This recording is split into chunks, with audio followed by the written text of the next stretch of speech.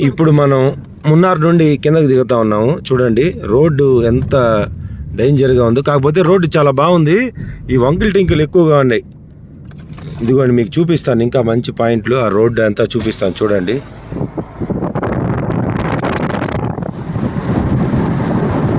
చూస్తున్నారా?